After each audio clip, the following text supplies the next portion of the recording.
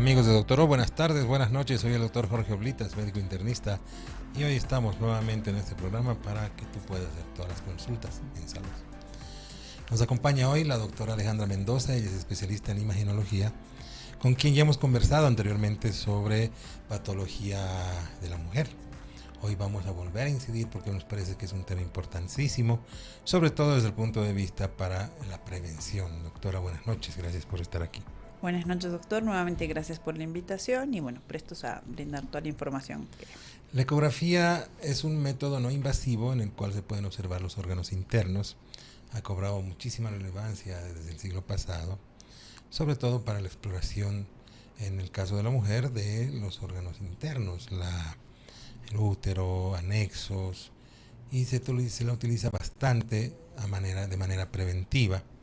Doctora, ¿cuál es la importancia de la ecografía en la patología uterina y anexos? Bien, básicamente, digamos, podemos decir que es una herramienta muy útil, no tiene un costo muy elevado, ¿sí? Entonces, por lo cual es muy importante realizarse, al igual que los métodos de screening de mamografía y ecografía mamaria. Debemos recordar que la ecografía ginecológica, ya sea por vía transabdominal o vía transvaginal, nos brinda mucha información de los órganos, e incluso debemos recordar que si bien la mama, nosotros podemos palparnos un nódulo, ya sea patología cancerígena de alguno de los órganos genitales femeninos, son patología silente, por lo cual es de mucha importancia hacerse un control anual cada año, y si nosotros encontramos una lesión, es mucho más fácil tratarla, ¿no? Claro. Cabe recalcar que en nuestro medio el cáncer de cervix uterino sigue siendo el primer cáncer que afecta a mujeres cada vez en etapa más joven. Si bien el método de screening para el cáncer de cervix viene siendo el Papa Nicolau, la ecografía ginecológica, ¿qué hace? Refuerza y nos brinda una visualización ecográfica de la estructura del cervix y también de todo lo que es el útero y anexos, ¿no? Ovarios y endometrio. De ahí la importancia. Tengo muchas pacientes que me preguntan, ¿no? ¿Está bien que solamente me haga Papa Nicolau? ¿Está bien que solo se haga Papa Nicolau? No, lo ideal es complementar esto con una ecografía ginecológica, ¿sí? Porque hemos dicho el Papa Nicolau solo es un raspado de las células que están alrededor o en el cuello, pero podemos ver con la ecografía ginecológica todo lo que va a ser estructura del útero, endometrio y anexos, ¿no? Que pueden presentar igual una gran miles patología. De otras cosas. Exacto. Que no solamente son las que han ido a buscar con el Papa Nicolau, ¿no es cierto? ¿Cuántos tipos de ecografía ginecológica hay? Bien, básicamente podemos ver que hay una, pero bueno, tenemos dos vías de exploración, la vía transabdominal y la vía transvaginal. La vía transvaginal para pacientes que ya han iniciado una vida sexual, ¿sí? Nos permite mejor visualización a mayor profundidad. Se utiliza una sonda que se introduce por la cavidad vaginal, y bueno, y si la paciente no ha tenido relaciones sexuales o es una paciente ya mayorcita, se opta por la vía transabdominal, donde mi paciente tiene que tomar agua, tener la vejiga llena para poder visualizar. ¿No existe una indicación para en el caso de una mujer, por ejemplo, que ya ha tenido familia y todo eso, tú siempre tienes que pedir transvaginal? Es lo ideal. Lo que pasa es que, digamos, nosotros al introducir la zona tenemos una visualización mucho más amplia, podemos maniobrar con el transductor, ¿sí? Entonces nos permite mejor visualización de las estructuras, con mayor suma, acercamiento, cosa que no nos permite tanto así lo que es la ecografía transabdominal. Dependemos mucho también de la localización tanto del útero, que puede estar en anteverso o retroverso, como de la localización de lo que van a ser los ovarios. No existe una indicación, digamos, para la ecografía pélvica. Yo quiero ver esto y solamente lo voy a ver en la ecografía pélvica. No, hay que, debemos tener en cuenta las condiciones de la paciente también. Bueno, entonces ahora ya sé, ahora como médico voy a pedir transvaginal. Exacto. Por ejemplo, a veces me piden ecografías transvaginales en pacientes que ya están en periodo de menopausia, ¿no? Pero ante un sangrado es la vía de elección para evaluar que el grosor del endometrio, sospechando una hiperplasia endometrial, digamos, o algo que es importante. Exacto. ¿No? ¿Y qué sucede con la ecografía Doppler ginecológica? ¿Se realiza en todos los casos? ¿Hay casos específicos en los que yo debería pedir? Bien, si bien nosotros, por la formación que tenemos, le aplicamos a toda tipo de imagen el Doppler, ¿sí? Es importante que el médico tratante o el médico que está solicitando el estudio aclare ponerle Doppler. Nosotros, como le digo, por un tema de formación, automáticamente a todas las estructuras lo hacemos de buena práctica. ¿Por qué? Porque el Doppler nos brinda la visualización de los vasos, de la vascularización de los elementos que vemos, ya sean quistes, un mioma o cualquier otra imagen que nosotros detectemos en la ecografía. ¿Y por qué es importante ver los vasos en este caso? Porque, por ejemplo, nosotros, si hablamos de un quiste, digamos, sabemos que un quiste es una formación quística, como una bolsita de agua con líquido homogéneo, es un globito, y esa realidad, vascular, ¿no? Claro, nosotros ponemos el Doppler y vemos que no hay ningún vaso circundante. Cambia cuando este quiste pueda presentar Doppler. Entonces, estamos viendo que no se trata de un quiste solamente y puede ser el inicio de alguna otra entidad. Lo mismo con los miomas, digamos. Por ejemplo, debemos recalcar que hay miomas y dependiendo de la localización van a tener mayor vascularización. Digamos, no es lo mismo un mioma que esté en el endometrio, pero más subseroso que uno que esté invadiendo el endometrio, ¿no? Que me va a causar diferente clínica en mi paciente. Que es lo importante, ¿no? Y la ecografía 3D, que le he visto mucho en pacientes gestantes, ¿también se utiliza en la ecografía ginecológica, uterina? Básicamente, utilizamos, básicamente el equipo me hace una reconstrucción, ¿no? Lo utilizamos a veces cuando hay malformaciones uterinas, nos sirve mucho para tener una mejor visualización de alguna malformación uterina, un útero bidelfo, un bicorne, entonces, o un útero septado, me permite visualizar eso, o sea, me va a mostrar el tabique como tal. De lo contrario, siempre estamos con la ecografía 2D, la bidimensional y la aplicación, como hemos dicho, del Doppler. Que cuando tú haces generalmente aquí se piden de rutina muchas de estas pruebas, pero también lo haces tratando de buscar algo. ¿Cuáles son las patologías en las que más debería pedirse una ecografía ginecológica? Bien, por ejemplo, afuera, se habla del check-up, ¿no? El check-up anual, que en el caso de la mujer, ¿qué incluye? Incluye, si está menos de los 40, su ecografía mamaria, ecografía transvaginal, ginecológica o por vía transabdominal y su Papá Nicolau. Entonces es como de rutina que se hace. En mi caso, en nuestro medio me piden mucho por quistes, ovarios poliquísticos, en caso de mucho viene paciente con un tema de infertilidad, ¿no? En busca de algún mioma, algún pólipo endometrial. ¿Cómo está? Nosotros, por ejemplo, hacemos mucho en fertilidad lo que es el recuento folicular en un día X, por ejemplo, el día 11 del ciclo. Vemos cómo están esos folículos, el tamaño que presentan. Vemos la caracterización en ovarios poliquísticos, que cambia la estructura completamente del ovario.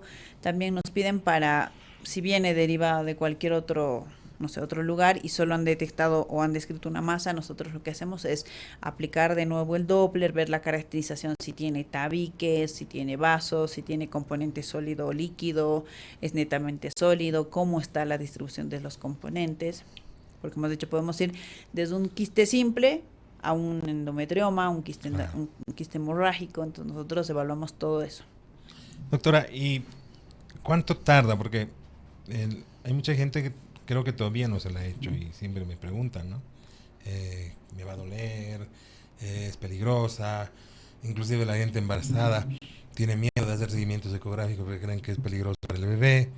¿Cuánto tarda una ecografía? ¿Cuánto tarda en que una persona se haga una ecografía ginecológica? Bien, debemos aclarar que nosotros al hacer ecografía utilizamos ultrasonido, o sea, no genera ningún tipo de...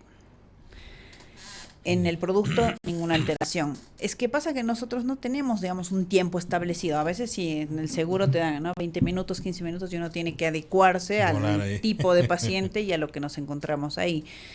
A veces podemos estar media hora o dependiendo, ¿no?, un poquito más. No hay un tiempo como tal. Exacto. Que es es lo que nos permite el consultorio privado. Bien hecha es eso, ¿no? Exacto, porque no sé lo que me voy a encontrar y si me encuentro algo, tengo que aplicar todas las herramientas que yo tengo para una adecuada caracterización y la descripción de tal. Claro, ¿no? Tienes que ir con todo el tiempo, evaluar, volver a ver. Para una ecografía transvaginal no necesitas que el paciente esté con vejiga llena. No. Básicamente necesito que la paciente orine, digamos, obviamente que es un poquitito más molesta, sí, por la introducción de la sonda como tal. Siempre utilizamos un preservativo estéril, pero básicamente, como le digo, tiene mayor visualización de los órganos. No hay...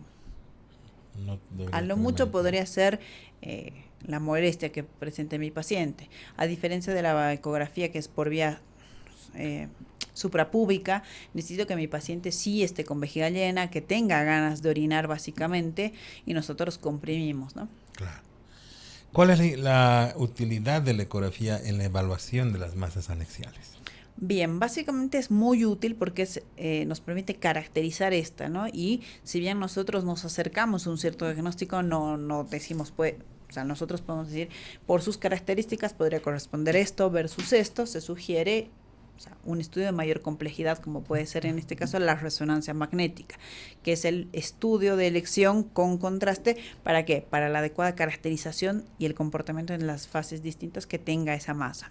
Pero por ecografía, si está bien hecha, se puede caracterizar si la paciente, bueno, el tamaño, ¿sí? El volumen, la presencia de vasos aberrantes o no, con el Doppler, la presencia si hay algún tabique contenido. Entonces, si está libre, si está involucrando lo que va a ser parte de, si es ovario, o de dónde depende. Nosotros con la ecografía, lo que cabe recalcar de la ecografía es que es un estudio dinámico. Entonces, yo puedo desde poner la mano y empujar un poquito el útero, darme maniobras como para traccionar un poco el útero. O sea, para cubrir casi exacto, para hacer un buen barrido, sí. Cosa que otros métodos de imagen no te permiten, porque en la rezo mi paciente está sin moverse. Te ayuda en la observación, en la evaluación de masas anexiales, por eso la importancia de hacer junto con el Papa Nicolau la ecografía ginecológica. Te ayuda a detectar miomas. Exacto. ¿Cuál es la importancia en esto? Bien, cabe recalcar que mucha gente me dice, ay no, ¿qué es un mioma? Un mioma es un tumor de tipo benigno, o sea, es un crecimiento, básicamente, del músculo liso que presenta el cuerpo uterino y que, bueno, va a darme sintomatología dependiendo de la localización donde estemos, de hecho. Puede ser de subseroso, muy grande, que no afecte el sangrado, mientras que si es uno que está netamente en el cuerpo y se va a ir a involucrar o a meter, digamos, con el endometrio, ¿qué pasa? Puede causarme sangrados abundantes, unos ciclos mucho más largos, mi paciente viene con hemorragia, con dolor, entonces nosotros evaluamos todo eso. Incluso para fertilidad, si mi paciente tiene un mioma que tiene protrusión hacia el endometrio, va a dificultar lo que va a ser la implantación como tal de el saco gestacional. Aquí también es de mucha utilidad en el caso de embarazos ectópicos, ¿verdad? Exacto. ¿Por qué? Porque digamos, nosotros hacemos que es básicamente entre las 5 y la semana 7, hacemos una ecografía transvaginal. ¿Para qué? Para visualizar el saco, ¿sí? Que esté dentro del endometrio, dentro del cuerpo uterino, y vemos anexos también. ¿Para qué? Para descartar embarazos ectópicos. Por eso es que también una de las pruebas fundamentales en el embarazo, en el chequeo de un embarazo siempre está una ecografía, ¿no? Exacto, nosotros recomendamos hacerla por vía transvaginal hasta incluso la semana 11, ¿sí? Donde tenemos un embrión que se visualiza mejor por vía transvaginal, y a partir de la semana 12 se puede hacer por vía transabdominal. Pero al empezar siempre es... Sí, porque nosotros, ha pasado que a veces puede ser muy chiquitito el saco, ¿sí? Y solo vamos a ver un engrosamiento del endometrio, mientras que con una ecografía transvaginal hemos dicho, tenemos un acercamiento directamente con el endometrio, entonces lo que hacemos, ¿qué? Es buscar ese saquito, buscar en anexos y descartar un ectópico. Ah, claro, ¿no? El embarazos ectópicos, masas anexiales, miomas... Quistes. Hablemos de los quistes famosos, porque yo creo que es lo que más te mandan. Exacto. En nuestro medio hay un poco de confusión, porque ¿qué es un quiste? Es una formación, una bolsita que contiene líquido avascular, es un líquido claro, y que es una estructura funcional, o sea, puede estar 2, 3 ciclos, no amerita tratamiento, y pasado el tercer ciclo menstrual, viene la paciente y el quiste se fue. Claro. Nosotros lo que hacemos por ecografía es agarrar y tenemos un tamaño, ¿no? Si es una estructura con esas características que supera los 23 milímetros, hablamos de un quiste propiamente dicho. Por eso hay, entre tanta confusión, se han establecido lo que son estándares para nosotros en ecografía. Si vemos una formación de esas características, pero de menor tamaño, estamos hablando de un folículo, ¿sí? Que son los folículos que genera el ovario cada mes, ¿no? En cada ciclo menstrual. a diferencia de lo que son ovarios poliquísticos. ¿Qué es un ovario poliquístico? Es un ovario que aumenta su volumen, pero que nosotros, ¿qué evaluamos? La presencia de microquistes, estructuras que pueden oscilar entre 2 a 6 milímetros, pero que tienen una ubicación periférica y que son un montón, más a 20. Nosotros agarramos y contamos y decimos, ok, este ovario tiene características poliquísticas. ¿Por qué? Porque tiene microquistes que están distribuidos en la periferia y que son en número mayor a 20. Cosa que si yo... La condición es que sea mayor a 20. Mayor a 20 de distribución periférica. ¿Sí? Entonces ahí hablamos de un ovario poliquístico. Yo quiero que nos quedemos con este tema de ovario poliquístico para cuando volvamos de la pausa. Tenemos que seguir hablando de ovario poliquístico porque es una de las patologías que seguramente es por la que más te consultan. Exacto. ¿No es cierto? Vámonos a una pausa, queridos amigos. Volvemos después de estos anuncios.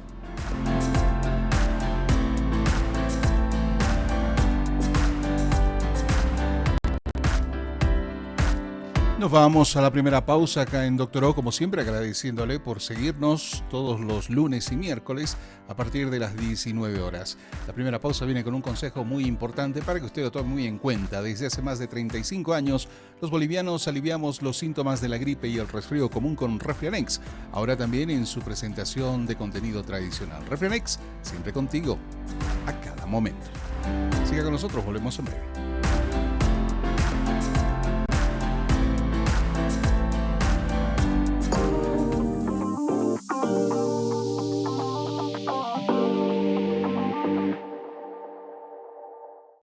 Desde que terminó el carnaval, nos estamos preparando para el siguiente año. ¡Vamos, chicos! Desde que recuerdo, en casa comemos marraqueta con café. Desde que mi abuela me contó la historia de mi ciudad, cada año pintamos la casa de blanco. Y desde que los viñedos empezaron a dar frutos, los compartimos con los amigos. Una vez al año nos reunimos con mi promoción para disfrutar un buen chicharrón. ¡Sírvase! Decidí seguir los pasos de mi bisabuelo desde que él empezó con el negocio de la castaña. Desde antes de la colonia, servimos nuestra calapurca con una piedra caliente. Y desde que mi tío me enseñó, soy el churrasquero oficial de cada fin de semana. Desde hace más de 35 años, los bolivianos aliviamos los síntomas de la gripe y el resfrío común con Refrianex. Y en su presentación de comprimidos tradicionales. Refrianex, siempre contigo, en cada momento.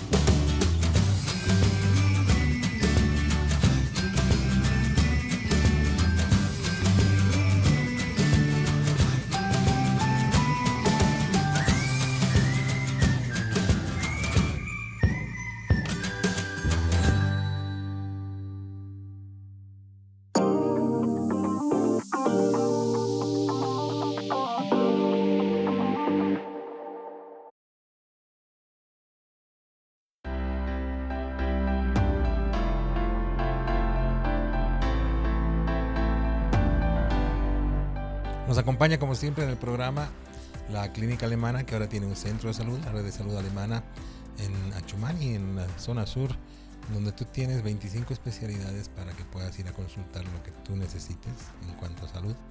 Y si no están ahí las 25 especialidades, tienes 40 especialistas a llamado para cualquier problema de salud que tú tengas. Y dentro de poco ya tendrán una clínica en la zona sur, en Achumani, los de la Clínica Alemana, con la misma calidad y calidez de siempre. Volvemos con la doctora Alejandra Mendoza, ella es imaginóloga. Estamos hablando de la importancia de la ecografía en la patología uterina, anexos, cáncer, y nos hemos quedado con el ovario poliquístico, porque es una patología muy importante, causa de muchos problemas en las mujeres, sobre todo al comienzo de la vida sexual. ¿Cuál es la importancia de la ecografía? ¿Es el método más importante para detectar ovario poliquístico? Bien, sí, podemos decir que bueno, el ovario poliquístico tiene un manejo multidisciplinario, ¿no? Participamos la gente de imágenes, gineco y endocrino. La ecografía viene siendo como que, si bien está la clínica que predomina, tenemos que apoyarnos del laboratorio, el rol de la ecografía ginecológica es decir, ok, ¿qué aspecto tienen estos ovarios? Porque puede que mi paciente tenga una clínica de ovario poliquístico, pero los ovarios no tengan un aspecto como tal, entonces, bueno, va a primar la clínica y el laboratorio. Entonces, son de bastante utilidad, porque como le digo, en nuestro medio, ¿sí? Vienen muchos pacientes y tengo, sí, ovario poliquístico, entonces yo no, justamente por eso se establecen guías, ¿no? Guías de decir, ok, un ovario poliquístico tiene que cumplir estas características, un aumento, un volumen aumentado, a expensas de muchas microquistes de distribución periférica mayor a 20, pero que no van a estar presentes en lo que es el estroma central del ovario. Mientras que, bueno, en nuestro medio el problema es que ven un quiste, que no es un quiste, es un folículo, claro, y lo catalogan como ovario poliquístico, no importa qué tamaño, nada. Entonces, claro, eso es lo que... Existen protocolos. Exacto, nosotros... Además, datos en los que debes basarte para decir, esto es un ovario poliquístico. Exacto, justamente en imágenes, por un tema de la confusión que había, hay consensos, el último es del 2020, donde dicen, ok, para establecer que es un ovario poliquístico ecográficamente hablando, tiene que cumplir estas características. De lo contrario, si es una imagen que parece una bolsita de agua, digamos, que va a ser un quiste, mayor a 23 milímetros es un quiste, menor a 23 milímetros es un folículo. Y, bueno, hemos dicho, para hablar de ovario poliquístico, se acompaña a la clínica, tiene que presentar todas las otras características y recién decimos, ok, que va a ser que mayor a 20 microquistes de distribución periférica, que pueden oscilar entre 2 a 9 milímetros. La distribución periférica en el ovario. Exacto, afuera, o sea, este es mi ovario. Por fuera del ovario. En la periferia del ovario, justamente en la periferia. Mientras que cuando nosotros hacemos una ecografía, ¿nosotros qué hacemos? Igual contamos los folículos y decimos, ok, presenta características ecográficas conservadas, pero tiene la presencia de un folículo dominante de tanto por tanto. Que puede ser cualquier otra cosa. Claro, que puede ser un folículo, básicamente es un folículo. Un folículo que ha crecido porque el periodo de... Claro, porque ¿qué pasa, digamos, en un ciclo menstrual? El folículo, el ovario va produciendo folículos, ese folículo va hinchándose, esperando a ser... fecundado. No pasa eso, ¿y qué pasa? Llega a un tamaño máximo y se revienta. ¿Qué pasa? ¿Puede seguir creciendo? Sí, se va a convertir en un quiste y hemos dicho, puede estar 3, 4 ciclos, no amerita tratamiento y se va solo. Ahora, sí nos piden también para sacar mucho lo que es el volumen del quiste. Puede permanecer por X y Z razones un quiste, pero si los cirujanos que nos dicen, quiero saber el volumen de este quiste, si es mayor a 5 centímetros, ¿qué pasa? Que se puede torsionar. Entonces también hacemos seguimiento de ese tipo de pacientes. Pero eso es importante. Claro. Y si no es un ovario poliquístico, ¿qué otras cosas puede ser? No, básicamente, digamos, o sea, puede ser, a veces hay, como hemos dicho, un quiste que predomine, o sea, que va a ir a abarcar todo lo que es el ovario, entonces nosotros lo catalogamos ya como un quiste como tal, ¿sí? Si tiene solo el líquido y no tiene vascularización, es un quiste simple. Ahora, si tengo un quiste de 3, 4 centímetros, pero que a la vez presenta finos tabiques en su interior y el líquido ya no es claro, sino como tiene como particulado, estoy hablando de un quiste hemorrágico. Y que puede ir evolucionando y convertirse en un quiste endometriósico y luego terminar en un endometrioma, ¿no? Claro. Que puede permanecer en un largo tiempo y bueno, ahí vienen los ginecólogos y le dan su tratamiento. Entonces nosotros podemos ir viendo, ahora obviamente si en un ovario vemos la presencia de una imagen sólida, que está aumentando de tamaño entre un control y otro, o la presencia de componente sólida, nosotros siempre ponemos Doppler para ver cuánto es la penetrancia y cómo esté ese Doppler. ¿Por qué? Porque si es sólido y tiene Doppler, bueno, ahí estamos pensando ya en otra cosa. Y ahí va la otra pregunta.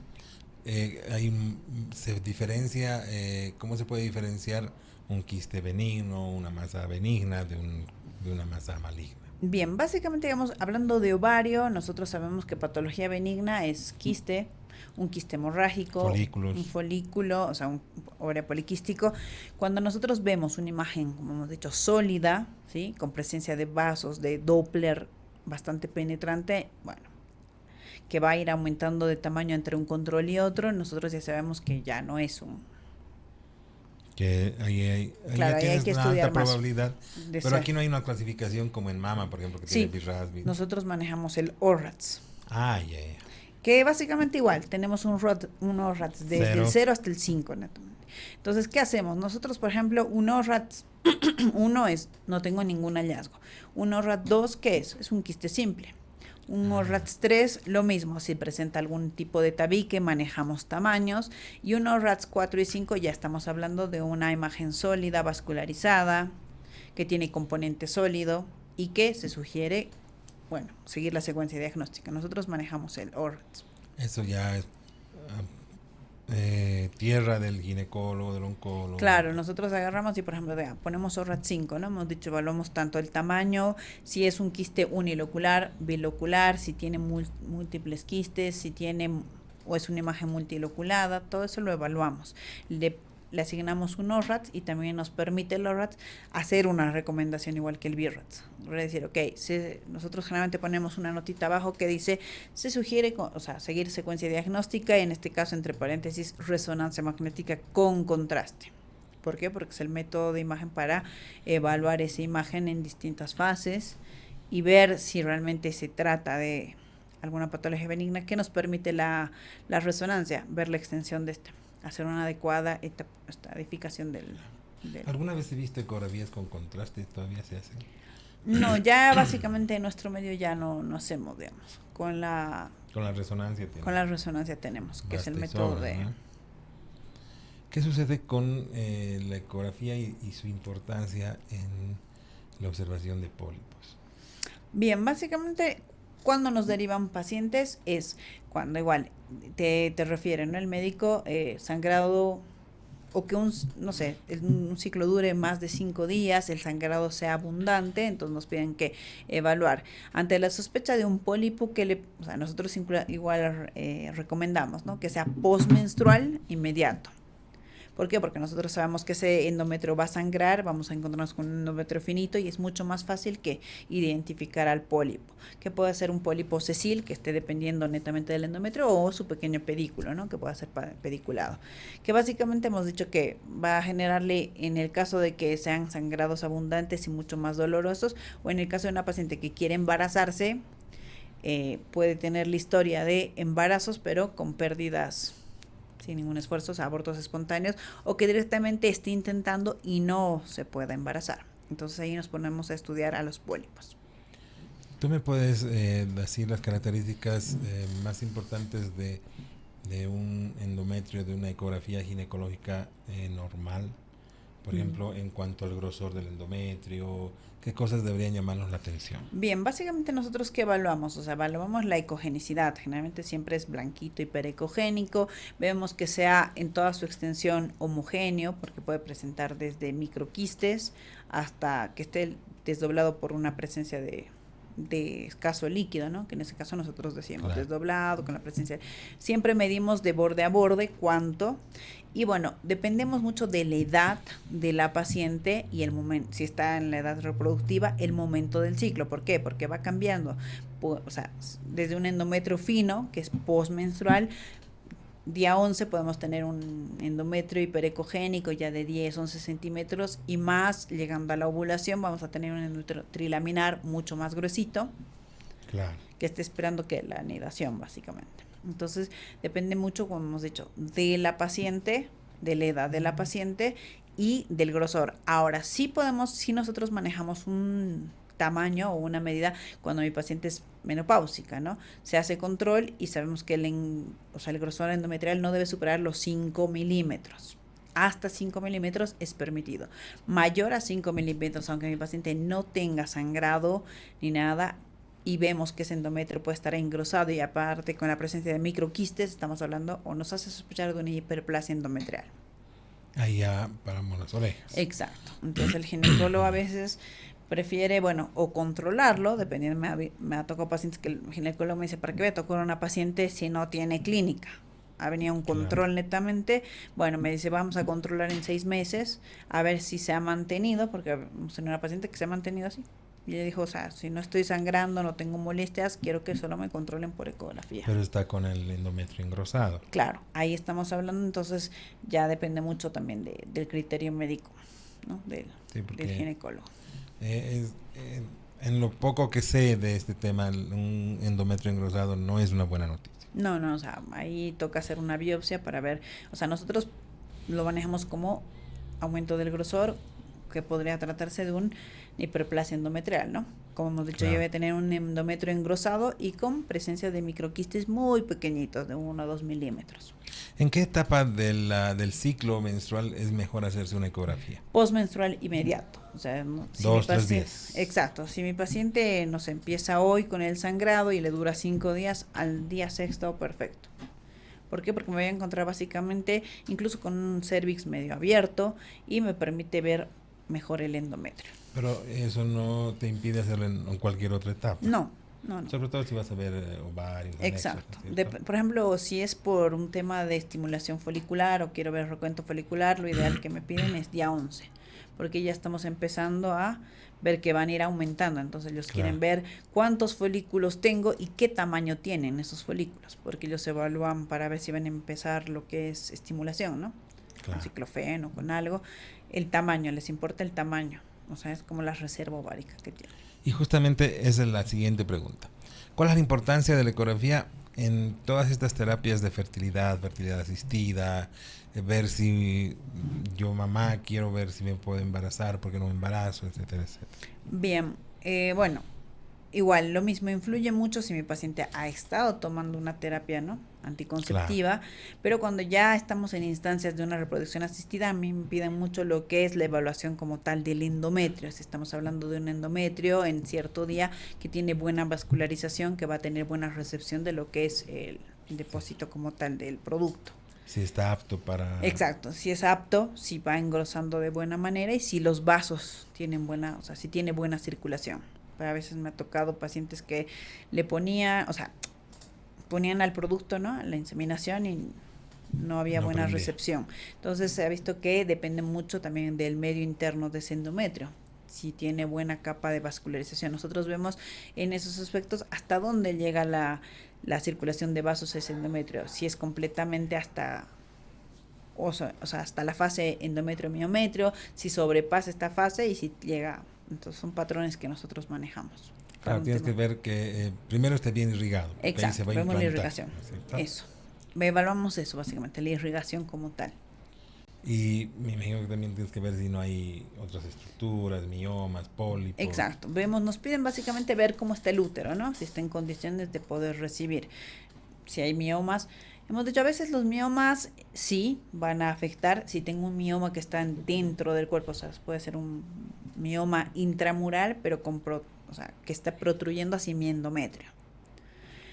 Vemos si no hay pólipos, o sea, básicamente me mandan a observar, está todo bien con este endometrio. Está ese útero bien en condiciones. Y me imagino que tienes que ver también anexos, ¿no? Claro, vemos anexos, cervix, todo. Interesante. Se está utilizando cada vez más, ¿no es cierto?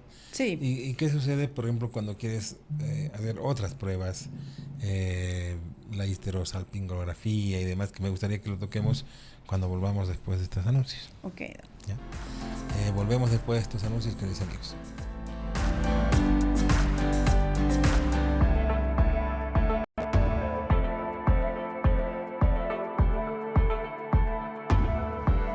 Recuerda que usted nos puede seguir a través de nuestras redes sociales, Dr. Oblitas en Facebook, en nuestro canal YouTube, también en Transmedia Bolivia, y usted tiene la posibilidad no solamente de disfrutar del programa en vivo, sino también de poder disfrutar de otros capítulos, de otros episodios que hemos tenido acá en Dr. O.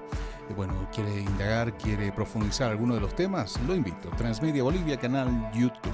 Estamos los lunes y miércoles en vivo a partir de las 19 horas por transmedia.com.bo.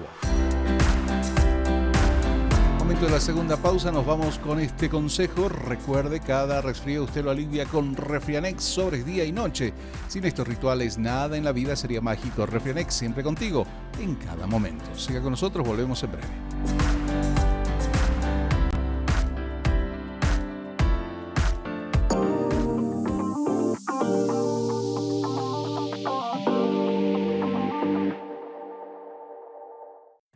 La vida del boliviano es una aventura que requiere de mucha fortaleza. Esa que te hace enfrentar las noches más frías. O cuando se propone ganarle la carrera al sol. O cuando sin importar el calor, se trabaja por la familia. incluso cuando se cae el cielo, cuando menos lo espera. Y es en esas aventuras que no están solos. Porque nosotros estamos ahí. En sus bolsillos, mochilas y carteras. Los comprimidos día y noche de Refrianex, junto a los bolivianos en cada aventura. Refrianex, siempre contigo en cada momento.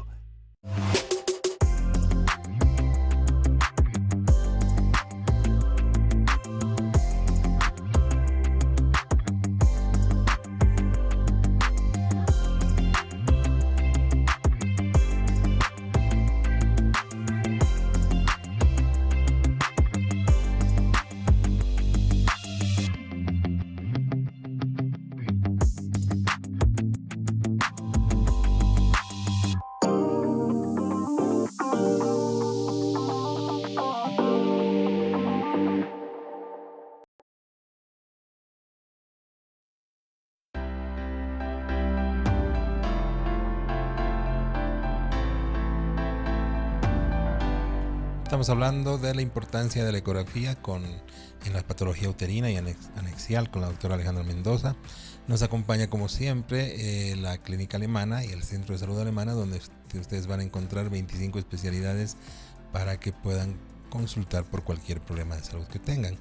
Si lo que necesitan no está dentro de estas 25 especialidades, tienen 40 especialistas a llamado para cualquier problema que tengan. Y dentro de poco ya saben que la Clínica Alemana va a tener una sucursal en la zona sur, en Achumani, donde serán atendidos con la misma calidad y calidez de siempre. Estamos hablando de la importancia de la ecografía en la patología uterina. En este momento estábamos conversando sobre la importancia de la ecografía en los tratamientos de fertilidad. Yo tenía una confusión con la histerosalpingografía y la histerosonografía. Okay. En la histerosonografía es donde sí utilizamos la ecografía y se utiliza agua. Exacto. Solución fisiológica. Solución fisiológica. ¿Para qué sirve eso? Bueno, de hecho, en la histerosono yo puedo que la idea es desplegar ese endometrio y visualizar si hay un pólipo o alguna alteración de ese endometrio. Mientras que la histerosalpingografía utilizamos radiación ionizante y aparte la administración de un contraste yodado. ¿Para qué? Básicamente para ver la permeabilidad de las trompas. En las dos sirve para ver tratamientos de fertilidad. Sí, porque por ejemplo en una, los médicos van buscando, ¿no?, cuál va a ser la causa. Generalmente sabemos que la histerosalpingografía sirve más que todo ante la sospecha de ver si hay alguna obstrucción, bridas o adherencias en lo que son las trompas uterinas. Nosotros al instilar el contraste de golpe, ¿qué hacemos? Con la presión pasa el contraste y digamos que abre lo que van a ser las trompas. Entonces, ahí por ejemplo nosotros en el informe ponemos prueba de COTE positivo o negativo. O sea, porque es a veces, terapéutico también. Exacto. En nuestro medio es bastante terapéutico. Porque a veces, digamos, pese a que nosotros instilamos el contraste, si no se pintan los ovarios, o sea, por el viaje del contraste por las trompas, decimos, ok, prueba que tiene. Es mucho más difícil todavía que se produzca. Y otros procedimientos. Exacto. En el caso de la histerosonografía, en la histero, no tiene esa fuerza para... No, lo que nosotros vamos haciendo, como hemos dicho, tiene que estar abierto el orificio cervical interno y vamos con una sondita y una camarita introduciendo solución fisiológica y desplegando, y vamos viendo básicamente el tema básicamente para ver el pólipo, ¿no? Estudiar bien el pólipo. Que también se utiliza para la endometriosis. Exacto, la endometriosis en nuestro medio, por ejemplo, hay que saber estudiarlo, ¿sí? Incluso... Todavía es ciencia ficción. Sí. Sí, ¿no? Con una buena ecografía se puede. ¿Sí? Se puede, sí, porque por ejemplo nosotros hay signos ecográficos como por ejemplo la ubicación de los ovarios. ¿Qué pasa? Digamos, puede ser que ese endometrio, ¿qué hace? Pliega los ovarios, o sea, los junta, los tiene pegados y van a ir a adoptar una posición retrouterina. Entonces, ¿nosotros qué hacemos? Evaluando si, el motivo es endometriosis, vemos, ¿no?, la presencia detrás del fondo, los lugares donde con mayor predilección podría haber migración de tejido endometrial. Por ejemplo, hay un signo que es el beso de los ovarios, ¿no? O cuánto se desplaza. Porque generalmente el útero que tiene focos de endometriosis es un útero que cuando yo hago la ecografía transvaginal difícilmente se me va a desplazar. O sea, me cuesta, digamos. Voy a tener a los ovarios bien pegaditos al útero que normalmente sabemos que cada uno está a cada lado. Entonces, estos generalmente, ¿qué hace el tejido endometrial? Como que los va pegoteando, o sea, los tracciona, y voy a tener ovarios que van a estar de posición retrouterino, juntos, y no hay nosotros decíamos un sliding, o sea, no hay como que nosotros podemos hacer maniobras y este útero está como fijo, o sea, con bridas, adherencias. Es importantísimo entonces en la endometriosis, y me imagino que en la endometriosis extrauterina. También, generalmente en la extrauterina, por ejemplo, bueno, más si mi paciente ha tenido, ¿no? Alguna cesárea, digamos, ¿qué pasa? Generalmente puede haber migración del tejido sin querer, y nosotros también podemos hacer la búsqueda de esos focos de endometriosis. Ahí cerca, ¿no? Pelvis, exacto, pelvis, o incluso a veces nos hemos encontrado cerca de tejido celular subcutáneo, digamos, que eso ya lo hacemos por vía transabdominal. Vemos el que justamente va a coincidir, o a veces el ginecólogo me dice, mira, quiero en tal día, porque sabemos que el endometrio, por una acción hormonal, o sea, va a tener proliferación de tejido. Ahí te vas a dar cuenta, porque tienes que tener un ojo, pero exacto, demasiado fino, ¿no? También dependemos, como hemos dicho, mucho del motivo, del por qué o sea. Por eso la importancia de que el médico, cuando mande, te diga la impresión diagnóstica, ¿no? Porque claro, porque si no es, bueno, nosotros... si no, ustedes se vengan con comparar con resultados clínicos. Correlacionar con clínica y antecedentes. Esa es la venganza de los... Correlacionar con clínica. ¿Y la adenomiosis?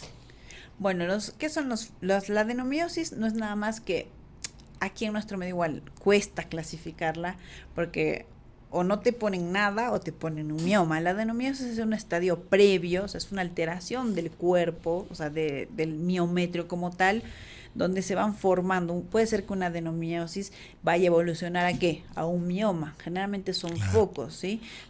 Son focos. ¿Y qué evaluamos nosotros en la adenomiosis? ¿Dónde está localizada la vascularización? Y es más, hay signos ecográficos como la presión americana y demás que nos permiten. Puede estar una adenomiosis asociada a una MAPS y una malformación arteriovenosa, digamos. Entonces son otra patología, digamos, que bueno, como le digo, hay que saber a quién mandarle el informe, lastimosamente. Es más difícil, ¿no? Claro. Por ejemplo, nosotros, ¿qué vemos? Generalmente ponemos ya un útero, ponemos el tamaño, la forma, si está en anteverso, retroverso, y ponemos la estructura miometral como está, homogénea porque no tiene nada. Heterogénea a expensas de ¿qué? De un núcleo miomatoso, de un foco de adenomiosis. Ya tienes para... Claro, entonces nosotros ya ahí vamos explayándonos, ¿no? Doctora, ¿qué sucede? Por ejemplo, algo que yo veo más que de todas estas patologías, porque esta es una patología eminentemente ginecológica, pero los internistas también muchas veces tenemos que tener ciertas habilidades, ¿no? Por ejemplo, la enfermedad inflamatoria pélvica, ¿cuál es la utilidad de la ecografía? Bueno, básicamente, digamos, ante la sospecha o la derivación es, bueno, buscar qué puede ser. O sea, una endometriosis hace parte de una enfermedad inflamatoria pélvica. O sea, la paciente refiere dolor. A veces nosotros preguntamos, o sea, ¿qué día todo el tiempo depende mucho o coincide con las fases del ciclo? Entonces, igual, lo mismo, vamos buscando qué puede ser lo que le genere el dolor a la paciente. Desde algún quiste. Generalmente, ¿qué pasa con los miomas? Digamos, los miomas a veces suelen crecer mucho y la paciente no se da cuenta. Entonces, generan ¿qué? Compresión. Pueden generar desde un síndrome compresivo, dolores en la paciente, o hasta sangrados anormales. Muchas veces inclusive hay como cólicos, ¿no? Exacto. Entonces, ¿por qué? Porque dependemos mucho si ese mioma va a ir creciendo y la localización, de dónde, o sea, de qué parte del cuerpo vaya a depender, digamos. A veces los que más generan dolor son los que están o se alojan a nivel de lo que va a ser el cervix como tal, digamos. Claro. Por ejemplo, a mí me pasa mucho, bueno, me derivo mucho paciente, porque a veces puede que se produzca el embarazo sin ninguna complicación, pero bueno, mi paciente ya tenía un mioma y se ha alojado justamente en la válvula anterior del cervix. Pero ese, como también tiene influencia hormonal, puede ir creciendo con el embarazo. Entonces, obviamente va a complicar y no va a ser por vía vaginal, ¿no? Va a ser por vía de... porque sabemos que no va a dilatar ese cervix. Entonces, todo eso también se evalúa, ¿no? Y infecciones que tengan que ver con esta enfermedad. No, básicamente, digamos, o sea, a veces cuando mi paciente puede presentar flujo, nos piden ecografía para ver si hay algo más. Nosotros podemos ver signos ecográficos de inflamación, como ser ¿qué? si bien en ovarios puede estar todo bien, pero si mi paciente viene con una clínica de flujos a repetición, cualquier infección de transmisión sexual, nosotros ¿qué vemos? Vemos la alteración de la grasa que está circundando tanto a los ovarios. ¿Por qué? Porque como hay una inflamación en esa zona, esa grasita va aumentando de cogenicidad. Entonces puede generar el dolor ahí. Por ejemplo, para pacientes también utilizamos la ecografía, lo que es transvaginal, para medir, bueno, en pacientes ya en el último periodo del embarazo, lo que vemos es el canal cervical, ¿no? Cómo está, si hay signos de tunelización o no, si está cerrado, abierto, acortado. Y también hacemos, si bien es parte de la ecografía ginecológica, cuando mi paciente tiene muchos antecedentes o más de dos cesáreas, como está el istmo uterino, para ver si puede ir a un parto o va a ir directamente a una cesárea. Dígame, doctora, ¿se pueden ver adherencias pélvicas mediante una ecografía ginecológica? Con una ecografía ginecológica transvaginal. Porque como hemos dicho nosotros, ¿qué hacemos? O sea, básicamente podemos mover el transductor y vamos a ver cómo están el posicionamiento tanto de útero como de ovarios. Generalmente cuando hay adherencia secundaria, puede ser una apendicitis o cualquier otra patología, generalmente puede haber adherencias. Entonces, ¿qué hace? O sea, nosotros vemos que la movilidad de estos órganos está limitada. ¿Qué significa fondo de saco libre?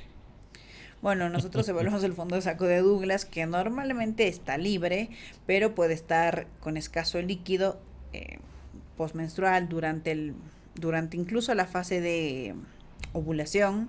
Entonces, básicamente siempre evaluamos, es un espacio que está retrouterino y que normalmente está libre, pero puede presentar escaso líquido, sí, es normal también. Ahora, obviamente, el fondo de saco de Douglas también lo evaluamos ante un traumatismo abdominal y demás. ¿Por qué? Porque puede haber ruptura de alguna estructura vascular o cualquiera y se va a llenar de líquido, ¿no? Un traumatismo y demás. Lo que pasa es que hay, me imagino, como en todo, variantes normales que se pueden confundir con patologías.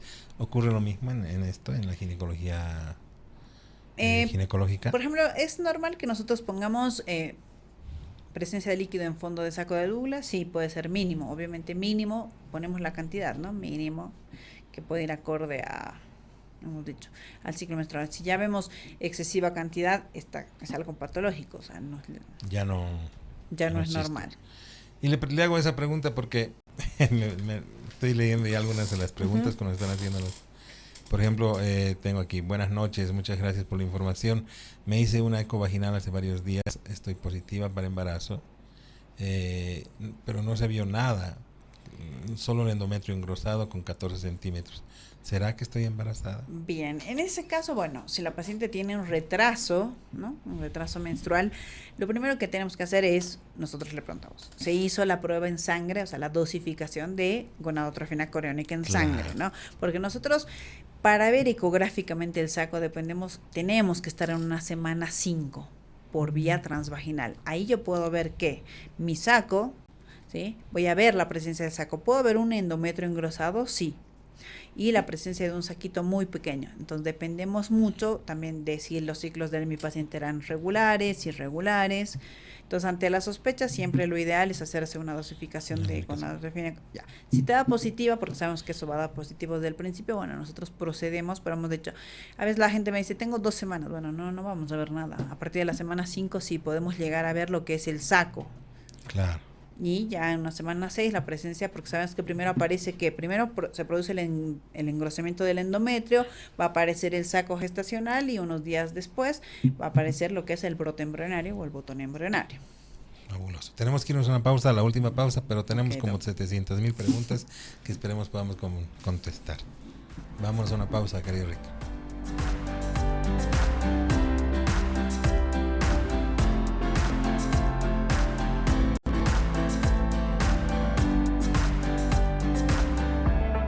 Sí, nos vamos a la última pausa. En esas aventuras de la vida no están solos, porque nosotros estamos precisamente ahí en sus bolsillos, mochilas y carteras. Los comprimidos día y noche de Refrianex junto a los bolivianos en cada aventura. Refrianex, siempre contigo en cada momento. Los invito a que sigan con nosotros. En breve volvemos con la recta final de Doctor O.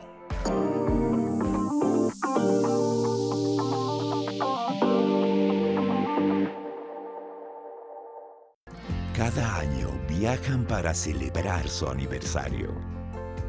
Cada mañana sale a correr para llegar contenta al trabajo. Cada noche ven una serie antes de dormir. Cada día se convence de que ella puede. Cada domingo en la mañana desayunan en familia. Y cada resfrío lo alivian con Refrianex sobres día y noche. Sin esos rituales, nada en la vida sería mágico. Refrianex, siempre contigo en cada momento. Queridos amigos, buenas tardes, buenas noches. Soy el doctor Jorge Oblitas, médico internista, y ustedes están en Doctor O. Un gusto estar acá presente, agradezco la invitación. Doctor, muy buenas noches, muchísimas gracias por la invitación nuevamente, un placer estar aquí con usted. Querido Jorge, un gusto estar otra vez con ustedes. En vez de comprarse una galleta, nadie prefiere comprarse una manzana, por ejemplo. Cualquier sensación, ardor, picor que vamos a sentir, tal vez como cosquilleos, tiene que ver netamente con los nervios. ¿Qué pasa con las bebidas alcohólicas? Personas que tienen poco síntoma muchas veces tienen una agresión importante en el esófago. Tenemos que irnos, queridos amigos, vámonos. Doctor O, lunes y miércoles, 19 horas. Reprise, martes y jueves, 12 del mediodía.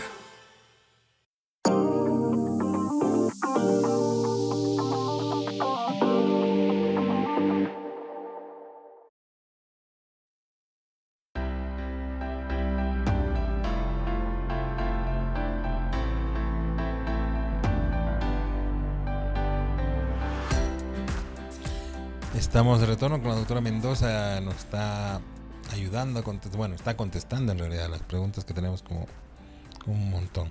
Voy a tratar de resumir como siempre las mejores. Me dice acá, doctora, buenas noches, ¿qué significa Douglas ocupado por escasa colección líquida? Bueno, hemos dicho el espacio de Douglas es un espacio virtual. En ocasiones va a depender del día del ciclo o incluso cuando tratamos o estamos con un embarazo pequeño, puede haber ocupación de líquido, que a veces el líquido sangradito, ¿sí? Entonces no es nada de qué alarmarse, siempre y cuando le pongan Douglas en escaso, o sea, ocupado por escasa cantidad. Claro, no debería tener mayores problemas. Hola, buenas noches, me hicieron una tomografía y tengo un quiste de cuerpo lúteo y una pequeña lengüeta líquida. ¿Qué significa esto último? Muchas gracias. Bien, un quiste de cuerpo lúteo, no, nada más hemos dicho que lo que le pasa al ovario, ¿no? Cada mes va creciendo esperando a ser fecundado, entonces puede que en la tomografía que le hayan realizado, no sé si por esa causa u otra, vamos a ver a nivel de la topografía de ese ovario la presencia de una imagen líquida. Y la lengüeta es la presencia de líquido en fondo de sangre. Ah, ya. Saludos, buenas noches, nos escriben desde Santa Cruz. Ya tengo la menopausia, tengo 56 años y siempre he presentado dolor en la parte izquierda. Y en las ecografías no se ve el ovario, pero presento dolor. ¿Es normal? Bueno, en ese caso, como hemos dicho, va a depender si la han hecho por vía transvaginal o vía transabdominal, ¿no? Incluso en esos casos, cuando la paciente ha dejado de menstruar, lo ideal es hacer una ecografía transvaginal. ¿Por qué? Porque vamos a ir a buscar con el transductor a ahondar. Transvaginal. Exacto. Claro. Nosotros, ¿qué hacemos? Movemos. A veces tengo la presencia de lo que son asas intestinales, ¿no? Con contenido que me pueden estar obstruyendo. Entonces, lo que nosotros hacemos es incluso utilizar la mano y poder desplazar y buscar con el transductor. Ahora, a veces tengo muchas pacientes que me dicen, ¿por qué tengo un quiste? ¿No? Que puede ser, bueno, en este caso de la pregunta puede ser el motivo. Ahora, también hay que evaluar, ¿no? Cómo está el intestino de esa paciente, porque hay muchas pacientes que tienen dolor en topografía genital, pero depende mucho de lo que es el intestino. Doctora, buenas noches, gracias por su información. Hace poco mi médico me dijo que iba a buscar varices en mi útero. ¿Es normal eso? ¿Puede doler tanto como me está doliendo? Bien, las varices uterinas, sí, no son frecuentes. ¿Y qué pasa? O sea, las varices son vasos, ¿no? Entonces, en ciertos días del ciclo, ¿qué pasa? Pueden llenarse, o sea, va a aumentar la presión de sangre ahí y puede generar dolor. O sea, es como cuando tiene uno varices en las piernas, ¿no? Claro, se dilatan, pesadez, y lo mismo le pasa al cuerpo uterino. Puede haber mayor dolor. Ah, bueno. Doctores, buenas noches, muchas gracias por toda la información que nos dan. Llevo varios meses con dolor en el lado izquierdo del abdomen, algunos meses más que otros. Fui al ginecólogo hace un mes y me dijeron que tengo un pequeño mioma en el útero, pero que era muy pequeño para que me produzca el dolor. Esta semana fui al centro de salud y me hicieron una ecografía y me dijo que está todo bien, pero comentaron algo de sangre en el saco de Douglas. Estaría en el ciclo 21 de mi ciclo, que suele ser de 28. Quería saber si esa sangre ahí es algo malo o es normal o necesito algún tratamiento. No, básicamente si estamos hablando de un ciclo de 28 días y ella está en el ciclo, en el día 21, ya sabemos que ese folículo ya ha reventado, ¿no?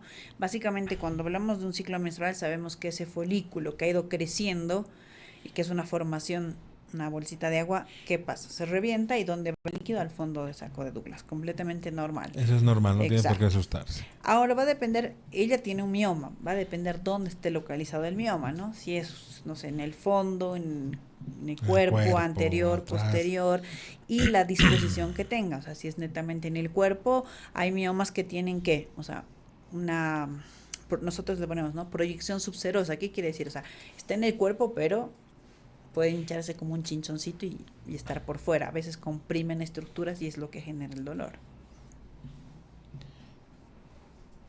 Hola, el día de hoy me hice una eco vaginal y me salió un saco de Douglas libre, útero anteverso flexo, de 85 por 44 y 32. Me dijeron que es parte de la normalidad, pero tengo un endometrio de 20 milímetros de grosor. También me saqué el día de hoy una HCG cuantitativa y mi resultado es 8300. Positivo. ¿Qué significa eso y por qué no hay embrión aún? Estoy preocupado. Bien, Lo que hablábamos hace entonces, rato. exacto, o sea, ya tiene un endometrio engrosado, tenemos una gonadotrofina coriónica positiva y cuantitativa, entonces, bueno, lo que tiene que ver la señora es fecha de última menstruación para ver más o menos en qué debe estar bordeando la semana 4 o 5, entonces hay que tener un poquitito más de paciencia. Así porque es. hemos dicho, o sea, no es exacto que en la semana 5 te va a aparecer. Nosotros recomendamos hacerla alrededor de la semana 5 a 6, ¿para qué? Para ver la presencia como tal de el saquito gestacional. Ahora, en este caso me imagino que igual han debido ver anexos para descartar un ectópico, ¿no? Porque siempre Claro. hay que pensar en eso, en un endometrio engrosado, gonadotrofina coriónica positiva, y bueno, siempre si los anexos están bien, bueno, hay que hacer un nuevo Perfecto. control y buscar el saco más adelante. Doctora, buenas noches. ¿Podrían ayudarme en decirme qué significa un endometrio atrófico? Bueno, ¿cuántos años tiene la paciente? Un endometrio atrófico, ¿qué es? Es un endometrio adelgazado, básicamente. Hemos dicho que durante el ciclo y dependiendo de la edad de la paciente, el endometrio tiene cambios, ¿no? Dependiendo del día del ciclo. Un endometrio atrófico lo vemos ya más para la perimenopausia, o sea, alguien que se está acercando a la menopausia. Probablemente ya está en la menopausia. Exacto. Ya es víctima de la menopausia. Incluso nosotros ponemos, y en ese tipo de pacientes, nosotros igual sacamos el volumen ovárico y ponemos de características, o sea, si bien tiene características ecográficas conservadas, de aspecto involutivo, porque pasa lo mismo con los ovarios, ¿no? Se van achicando porque dejan de funcionar, básicamente. Buenas noches. Me hice una eco transvaginal y el resultado dice que en el ovario izquierdo hay una ecoestructura normal, pero con la presencia de una imagen anecoica de 26 milímetros. Estoy preocupada. ¿Qué quiere decir? Bueno, una imagen anecoica es quiste. un quiste. Una imagen anecoica es una imagen, bueno, la descripción debe decir imagen anecoica de contenido líquido, homogéneo, Doppler negativo, y por el tamaño viene siendo un quiste. Un quiste que hemos dicho puede estar 3-4 ciclos y luego va a desaparecer. O sea, es un quiste funcional, básicamente. Un quiste. Un quiste. nada más. Totalmente normal. Exacto. María, no te preocupes. Nada. Es Estás- más, ni estás siquiera todo bien. tratamiento. O sea, Nada, puedes, o sea, tie- volvete si a hacer una tiene ecografía en un tiempo y... 4 meses, o sea, que pasen 4 ciclos y Buenas noches, me hice una transvaginal y me salió ovarios no observables, ninguno de los dos. Aparte de decir que se visualiza meteorismo, ¿qué significa? Que no comas tanto. claro, el meteorismo, que es básicamente el aire, ¿no? Que está dentro del intestino y que a veces nos obstruye. Me imagino que se lo ha hecho por vía transabdominal. Sí, lo más porque probable, ¿no?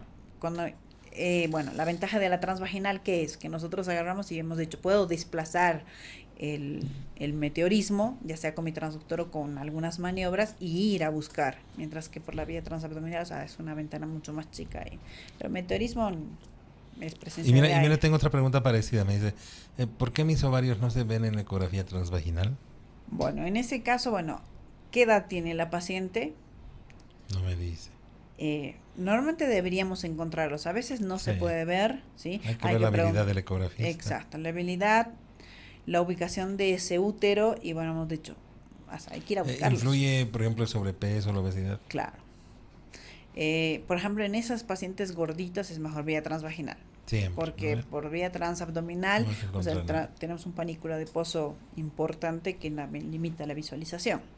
Claro. En cambio, bueno, en este caso, como hemos dicho, hay que darse maniobras también, decirle a la paciente que colabore e ir a buscar.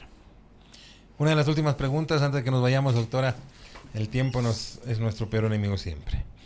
Buenas tardes, doctora. ¿Se puede hacer la eco estando con menstruación? O sea, no debe haber contraindicación. No hay contraindicación, pero bueno, obviamente, digamos, excepto que, claro, como usted dice, es una emergencia, porque de lo contrario, yo le diría, bueno, mira, si quieres terminar de menstruar, día 5, el día 6 lo hacemos. Va a haber todavía un pequeño sangradito y nosotros como manipulamos puede haber. Pero, excepto que sea una urgencia, en ese caso lo realizamos, ¿no? Doctora, ¿dónde la encontramos? ¿Dónde está el centro de ecografía de la doctora Mendoza? ¿Dónde la podemos ver? Estoy en el edificio Franz Tamayo, segundo mezzanino, oficina F3, que queda justo, en la calle Landaeta, 262, del Comando Policial o ex-PTJ al lado. Ay, Cingo. Sí, al lado, justo cerquita. Al lado. Sí. Qué maravilla. ¿Algún teléfono, doctora? 677-66809. Porque por lo visto van a ir un montón de gentes a visitarte. Ha sido un gran programa, le agradezco muchísimo por doctor, toda la información. Estamos coordinando para hacer una conferencia con otro médico más, esperamos que se pueda lograr para la próxima semana para hablar de otras patologías. Perfecto, sí, voy a comunicarme con el doctor, así que siempre. Muchísimas gracias, doctora. Amigos queridos, el programa se ha acabado, esperamos que les haya servido de utilidad. Volvemos en la próxima con más información para tu salud.